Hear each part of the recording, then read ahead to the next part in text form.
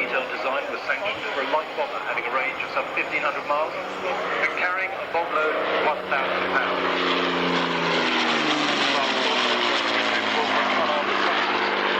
Or as a long range of the design.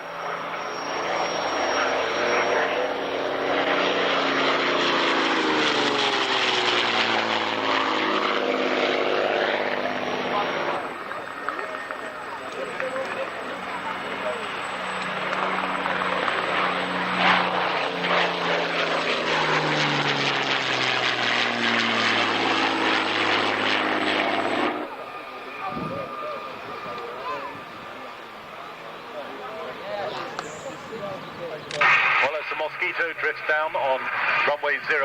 I don't think I've seen a show here that's had the display line going right to left into wind. It's always been the wind from the other direction.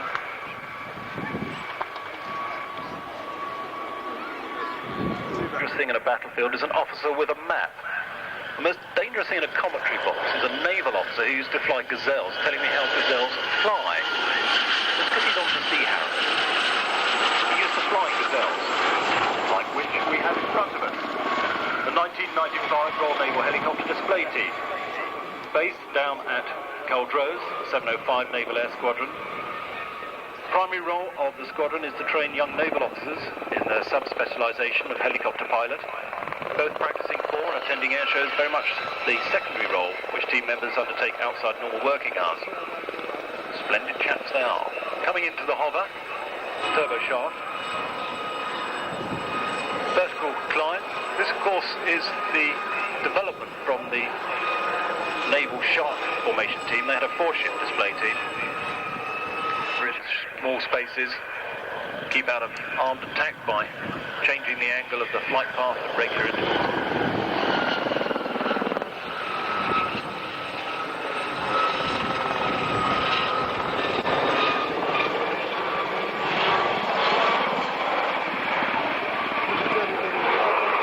A message for George and Chills.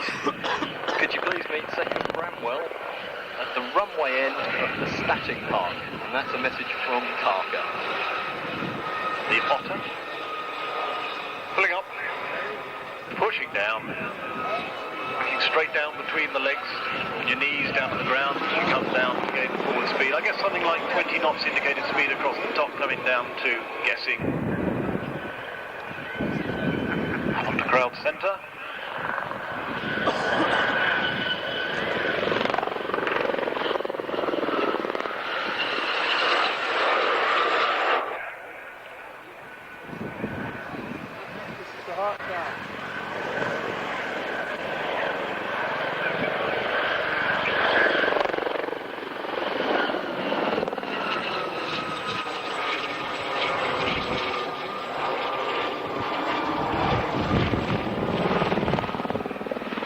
Ladies leaving a heart shape in them.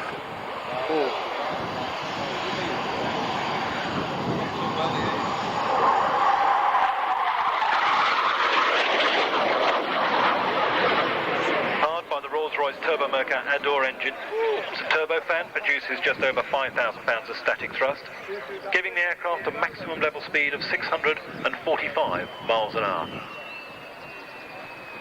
Coming round in an 8G turn, 8 times force of gravity, blood running down to his feet, decelerating 200 knots in that movement, coming round in a Derry turn, so called after John Derry. Valley has been involved in training role for many, many times. Outside push, minus 3.5 G. Anybody converting onto fast jets has to go through the Hawk first. Coming through a slow roll. Very pretty slow roll. Now I know why. 180-degree turn. 7G, 7 times force of gravity as it comes round.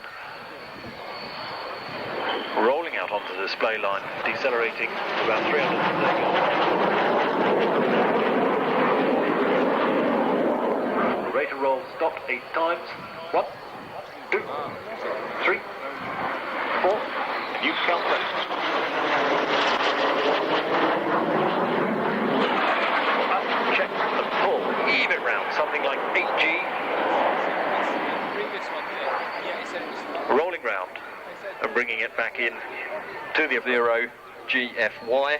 If you could move your car, please, as it's blocking the emergency exit.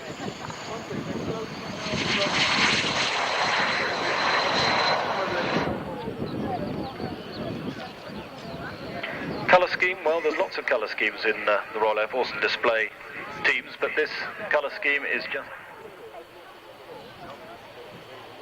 In an advert, they recruited as a challenge a fourth team member to the team and 3 pilots of the team. And the new team member did so well, they kept him on close wide and now. This team might as well be tied together, because they will stay in that close formation for quite a lot of the display. They say stay really close to the aircraft, built by Pilatus of Switzerland, the PC-7, coming across the front of the formation, could startle them somewhat, so will be appreciated. It's pulling up now in front of us. From France, Team Echo in the PC-7s, the aircraft from Switzerland.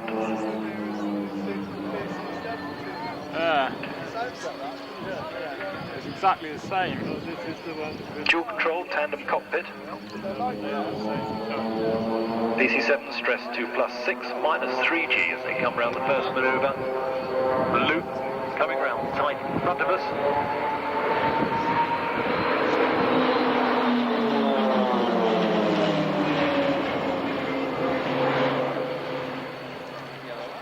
Jacques Woodford, the team leader.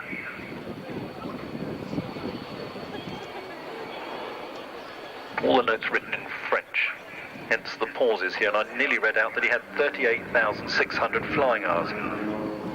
But I think it means he's 38 and he's got 6,000 flying hours.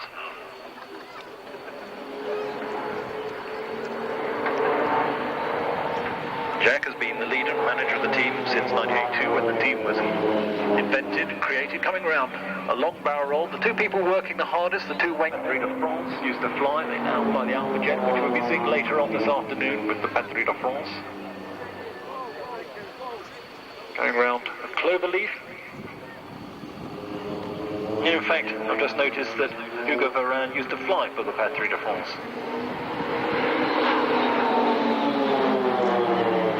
Pascal Aubert, the number 3. He used to be a demonstration display pilot on the Mirage 3 and then the Mirage 2000. And finally, Francis Georges,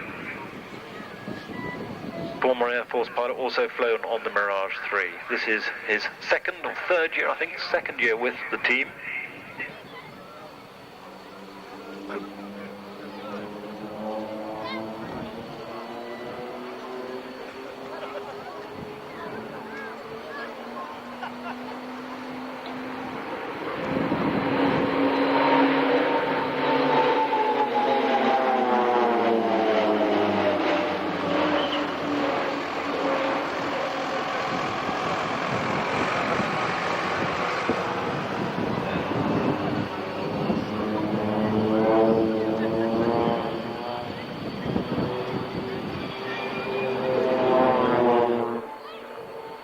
The Firecracker, and there was one from Australia that I can never remember the name of, and there was the Tucana that eventually did win the competition. A lot of people, I think, would have liked the PC-7 to have won. It's very, very difficult to judge which ones out of the 3 would have been better. It's very, very difficult when you get to find such good aircraft to choose the one for the trip in very blustery, turbulent conditions out there.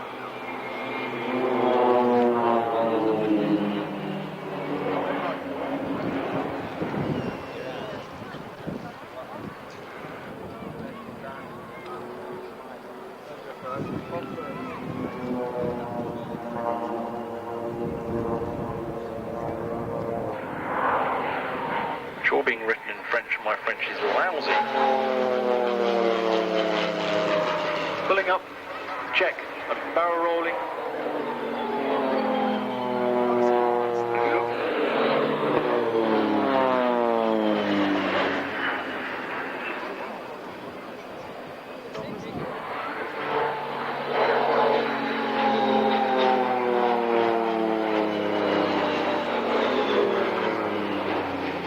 Pulling round something like 5. Return of Jacques Woodford. Pulling up now for a small solo display. Going through a vertical 8. Halfway around the first loop, you roll, pull up, go through the second loop, just touching through the cloud base there, back down the completion of the top part of that 8. Rolling into the inverted, stick back into the stomach. 5, 6 times force of gravity as the speed increases, brings him back down to the display altitude. Clearing off the display.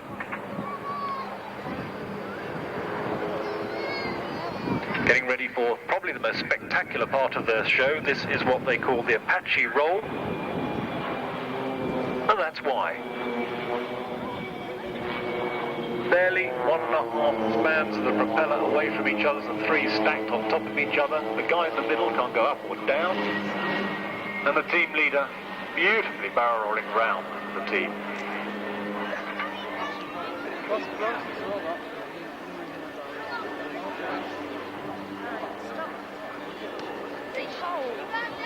Now, Jack coming through in a long inverted pass. You can see that huge canopy there.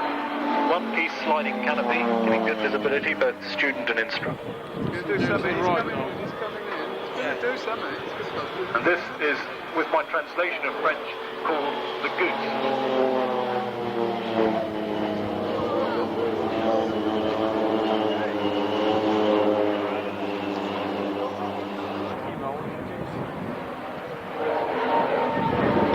Series of rolls, 2,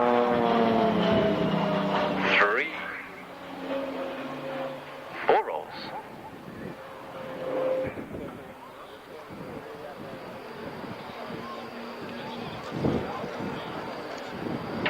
So pull up, I think peel underneath. Nice spacing.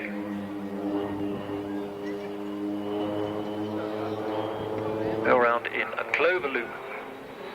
Changing direction of the loop to bring it from the B-axis onto the A-axis on the main display line. Into the vertical. Staunton. Checking the speed decreasing. Watch for a tail slide. Canopy up. Speed decreasing to minus speed as he slides back down. Certainly had 1.5 lengths of the aircraft. Very close together. What is that? Something like 4 or 5 meters apart. Absolutely, almost like one aircraft. What a super photograph that would be.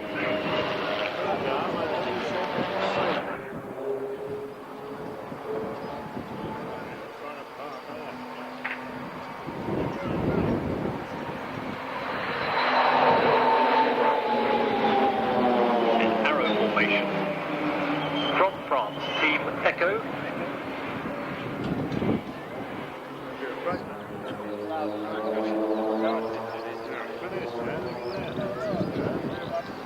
Maybe this is the final.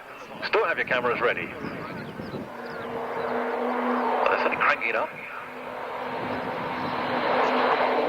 Beautiful. Douglas DC-3 Dakota was a workhorse and still is around the world of cargo and transport. But now the Hercules has certainly taken over. You see the gap on the wall to the bed of the nose? That's in fact the in-flight refueling probe. The in-flight refueling probe was fitted to Hercules's. This one being the F3 ADV.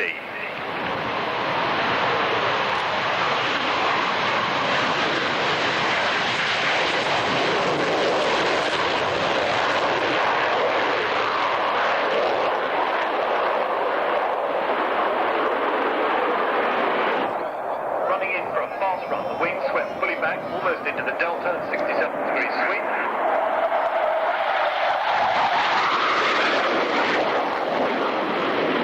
Stroking and lightening the afterburners, he comes around to watch the wings as they forward sweep as the speed decreases. Powered by 2 rolls, then for a roll. Check.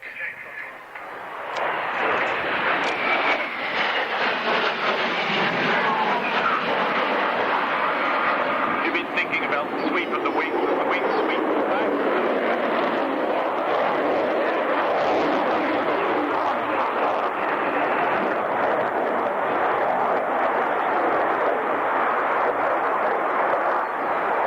It was planned that only the Royal Air Force will operate the ADV.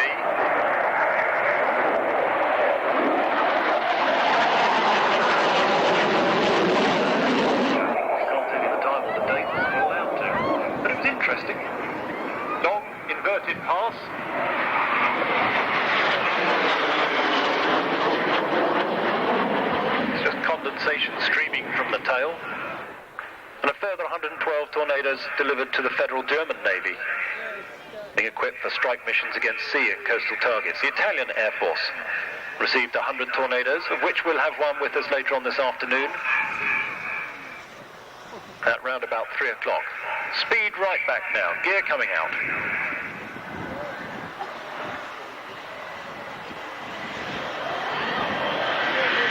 Armament consists of 2 internally mounted 27mm cannons, aim 9. Here he comes through again. One complete roll. EB. Fixed inboard portions of the wing. These were extended forward at the leading edge to give increased chord to compensate for the shift in CFG position with the modification of the aircraft. Running a slow roll. UK responsible for the front and the rear fuselage, Germany the centre fuselage, and Italy the wings, but each country...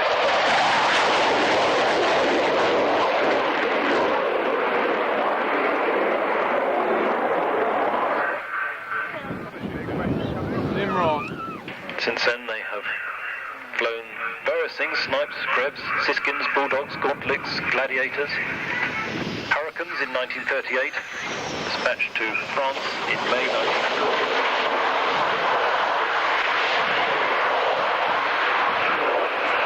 They went on to Typhoons in 41.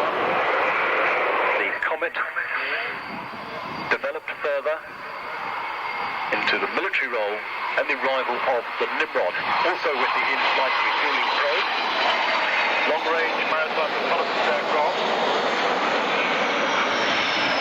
provided as a replacement for the aging and well-used Shackleton, designed to combine the advantages. I wouldn't have thought the paint is a very good camouflage, but hiding against Cheshire Hills, I looked up and I thought, where on earth's he gone?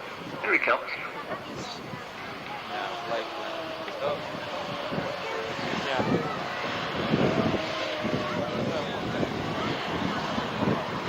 Some stage he will open that huge bomb bay. Interesting bomb bay. It's a rotary bomb bay. Going fast again. Powered by 4 12,130 thrust Rolls-Royce Spey engines. But when required, on task, 2 of these engines can be shut down to extend the endurance on the tarmac of the dispersal. So from the air you can't see too clearly whether the Nimrod's on the ground or not. Also told that it's a similar colour to the sea. Coming round now with that huge weapons and bomb bay open. Look at the size and length of that bomb bay.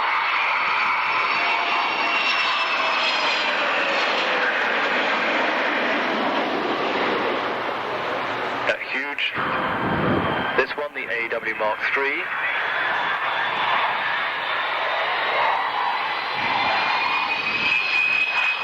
Naval officer tells me it's a Mark III, and then he immediately has it down.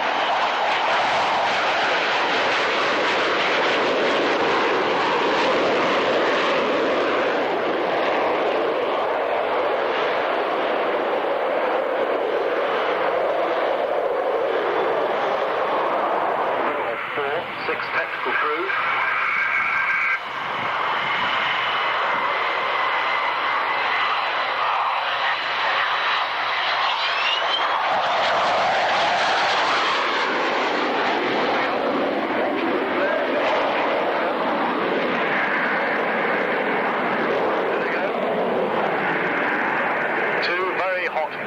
If you've got a missile coming up towards you, you hope that the missile goes for those and not for you.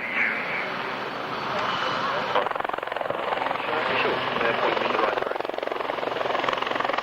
The program tells you about the new technique that every couple of hours any children at the Lost Children's Centre will be sold and the proceeds go to charity.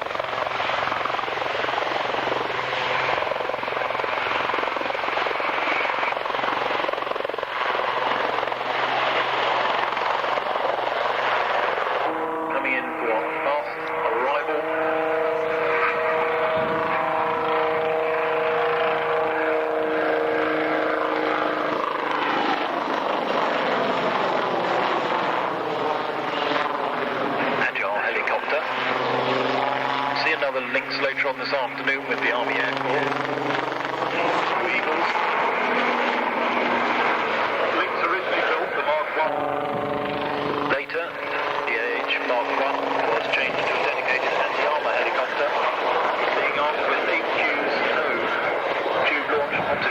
fact, while guided, that means tow missiles.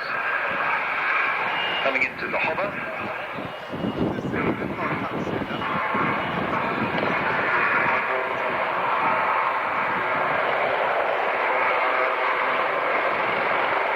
Translating into the rearward flight.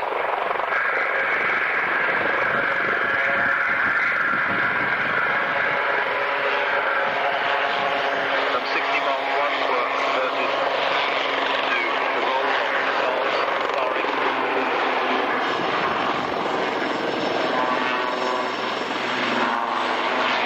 10 years ago, the things went over to Northern Ireland to replace the Scout helicopter in 76.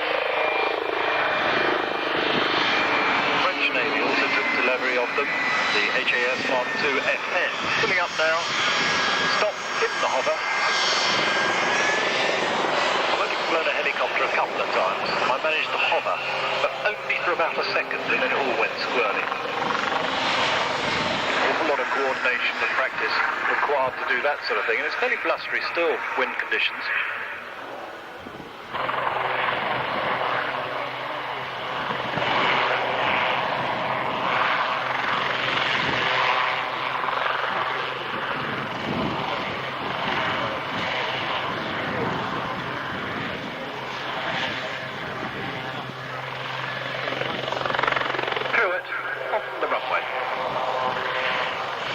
Fully cast-string wheels, I think from memory. I think also from memory, if you're operating off ships or frigates, which can be in very rough waters, you actually fly the helicopter down onto the deck and you hold it down on the deck while the guys on the ground actually chain your wheels to the ground. They've got sort of grappling hooks and they grab all the wheels. Until they've got that done, you keep flying the helicopter on the deck, otherwise you can just throw it off. They operate in some very loud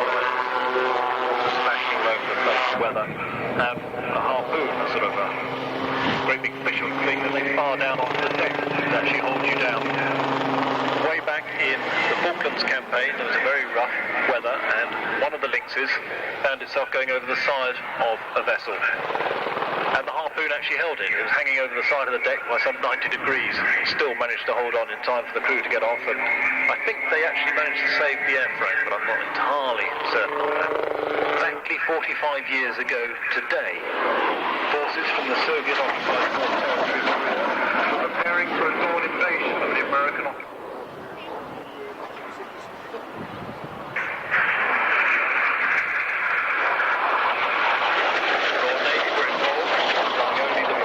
Aircraft, and on the 26th of November saw a dramatic development in combat when China struck in North Korea. The UN was taken by surprise. America called on its 4th fighter incident, and 97 Sabres and 218 Thunderjets were deployed. Against them were an estimated 950 MiG-15s. During the 32 months that the Sabres were in action in Korea, their pilots destroyed 810 enemy aircraft.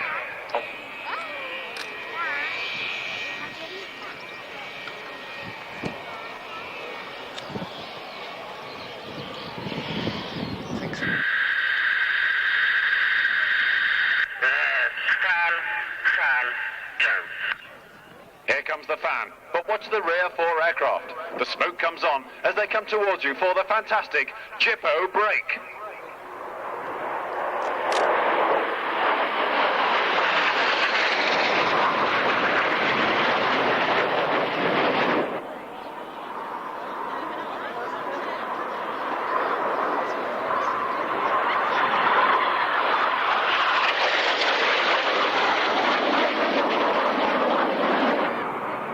Once again, if you look to your left, Jippo returning for the fabulous corkscrew. Red 7 rolls around the smoke left by Red 6, 8 and 9. Who now roll inverted to join the fun.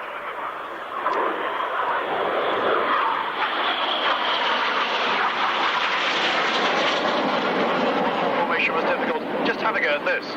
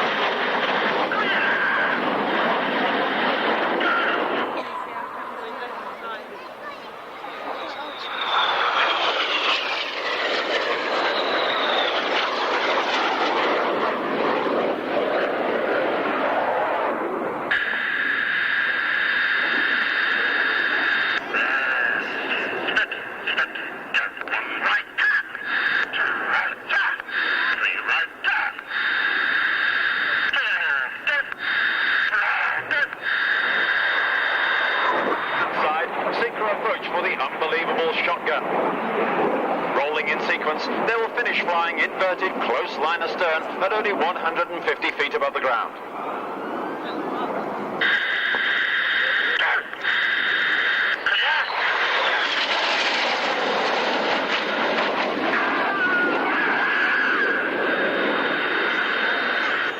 Well, they seem to be enjoying themselves. Done when we brought that out. At a slower speed now, some 200 feet.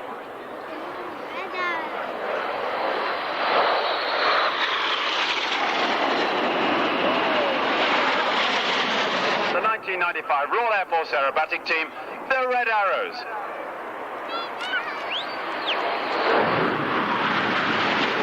Maneuverability of this huge airplane, 50-ton airplane, the Hercules, and also the ability to operate offshore runway to deliver troops and vehicles. Coming into a very tight to do a short landing, tactical landing, and what's going to happen is he wants to spend the minimum time possible on the runway, something like 75 seconds. So get your stopwatches out, because the idea is you come to the halt. As soon as he's come to a halt, the loadmaster will be lowering the ramp at the rear of the aircraft. Chains will be unleashed from Land Rovers inside the Herc.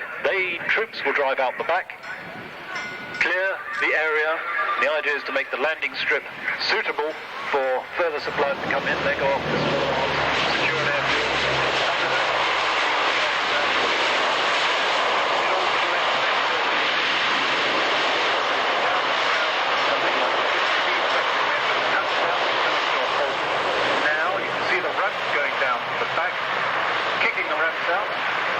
One's down, just check it's secure, kick the other one down. Now your troops will be coming out to secure a landing site. One Land Rover, another Land Rover. Clear the ramps. Loadmaster will be talking to the captain on the long umbilical cord on the intercom. As soon as the ramp is clear, Hercules reversing back down the runway to get the good distance he needs to take off.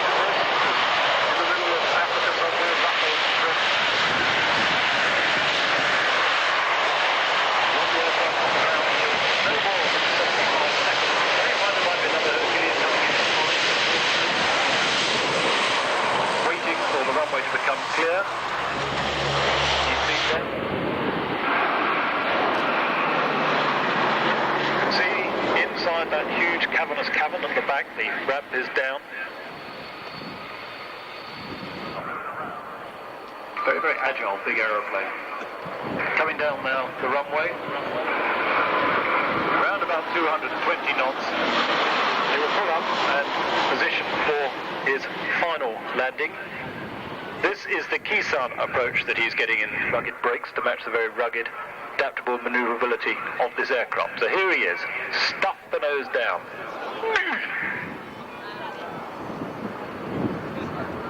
The big flaps extended just inside the airfield boundary. Speed around about 125.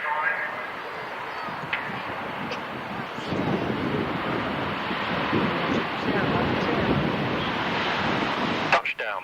Brakes on. The big Allison is going into reverse.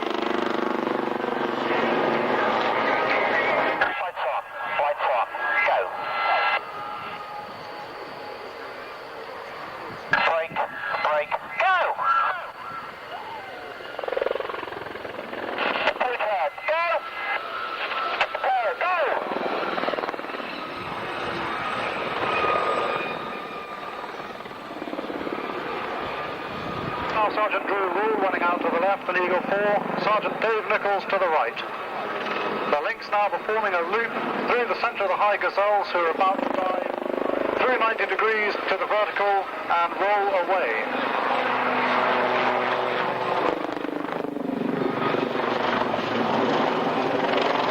Okay, the high gazelles about to tip the noses forward through 90 degrees.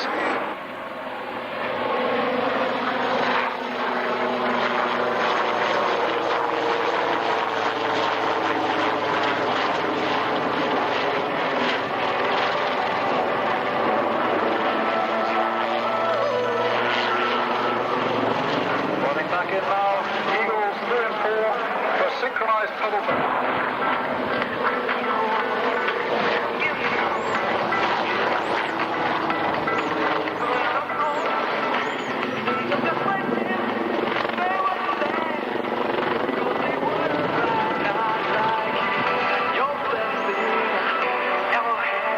The Lynx now pulling up for another unusual maneuver for helicopter pilots and enthusiasts, the hesitation pedal turn. This time putting the aircraft on its side and holding it as it falls 90 degrees through the air.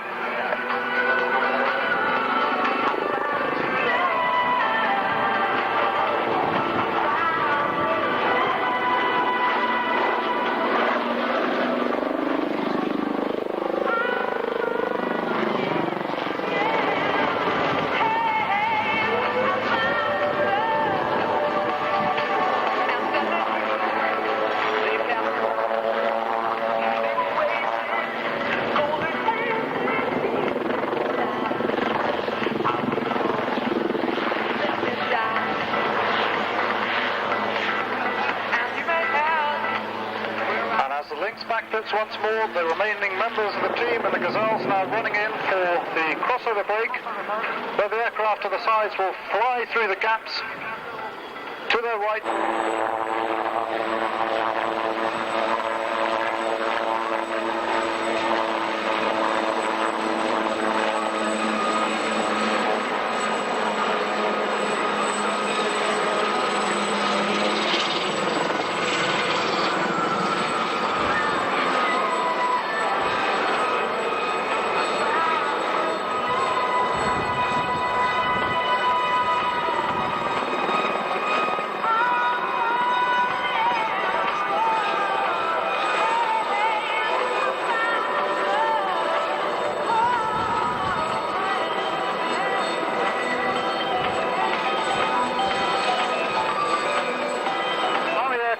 Helicopter display team, the Blue Eagles.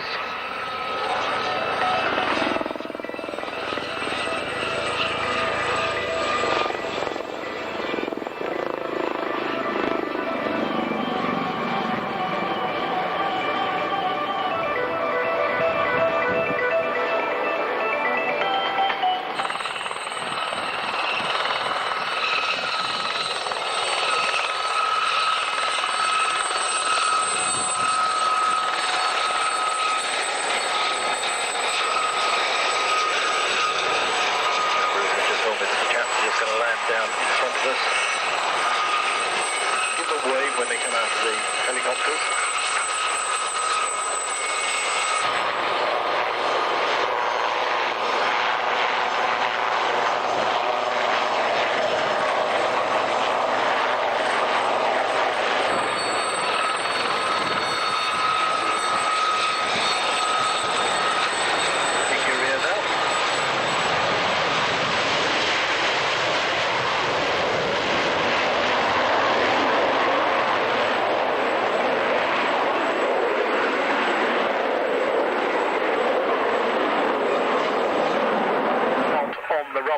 One of the most graceful aircraft to grace the skies,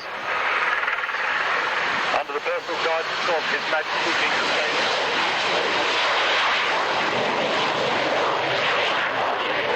On the far side, the Vampire.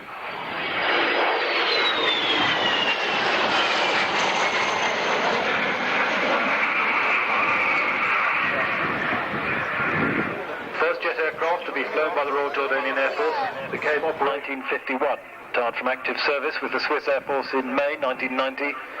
having completed just short of 2,000 flying hours.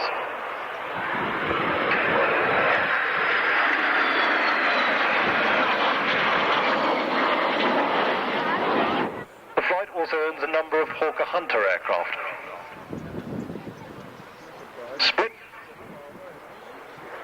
First Hunter acquired for the historic flight was a T-7, superseding the Meteor in the home squadrons. Sabres and Venoms put the teeth in. Sabres and Venoms in the 2nd Tactical Air Force squadrons in Germany. The first used widely by the Royal Air Force day fighters. Coming through in a long, graceful roll. As from the right, the graceful form of the Hunter. I understand it is one of the most beautiful jet aircraft to fly. The guys I know who have flown them certainly wax lyrical over them, to flying condition. Slow run then through of the Vampire, fast run by the Hunter.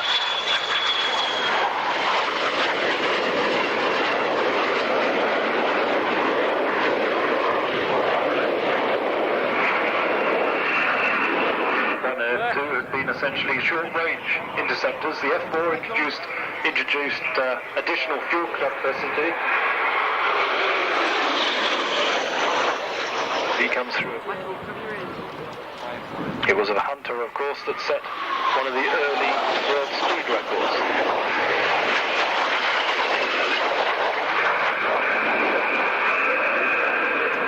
(1953).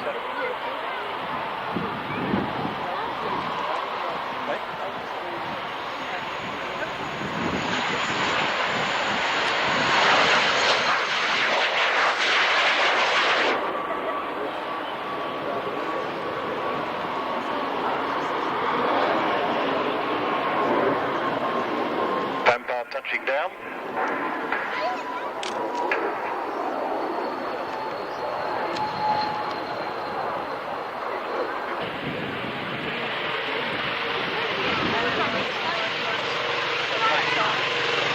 We have a set of keys that have been handed in. They have on them one key, what looks like a car key. Just read, because I don't want the police there tonight when I turn up. But if the guy who's actually lost the keys of this certain bank would like to come to air traffic, I have in my hot, sticky hands at the top of air traffic at the commentary position the bank's keys. You will, of course, have to tell me the name of the bank before I give them to you. It's not a lucky dip.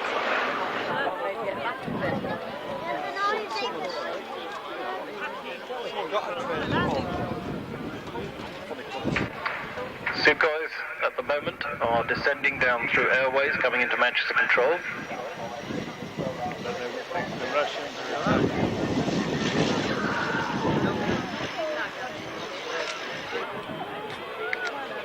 So huge, great from Russia, from the Confederation of Independent States.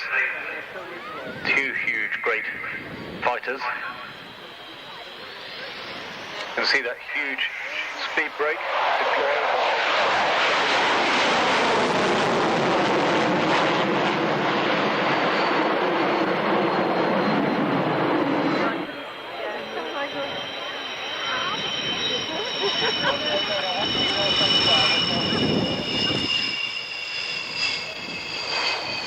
So they will backtrack and clear the runway, holding the nose off the ground.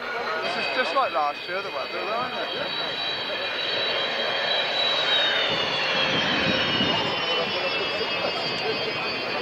So if you look to your left, the arrival bank of the two swordfish, or blackfish. Totally correct.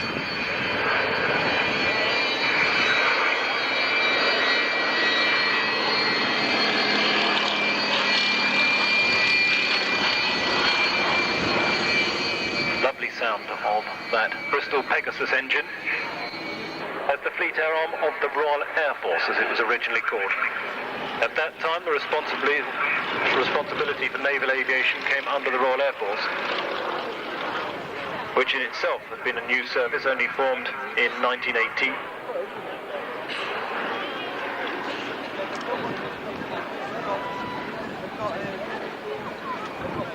in front of us, W5856, made its first public appearance in May 1993. It's a new addition to the flight.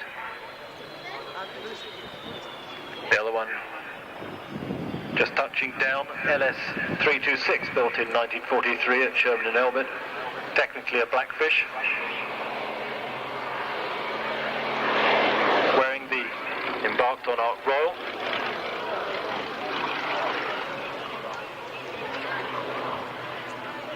And to give you a decode of those markings, when she comes back again from the Italian Air Force, who might come and punch me on the nose.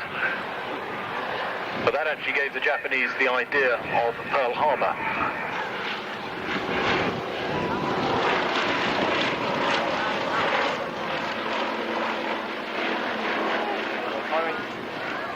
On that flight, all 6 swordfish were lost, 13 of her 18 aircrew perished, and for the action, Lieutenant Commander Esmond was posthumously awarded the Fleet Hour's first Victoria Cross for the Second War. Starfly, as she enters the arena.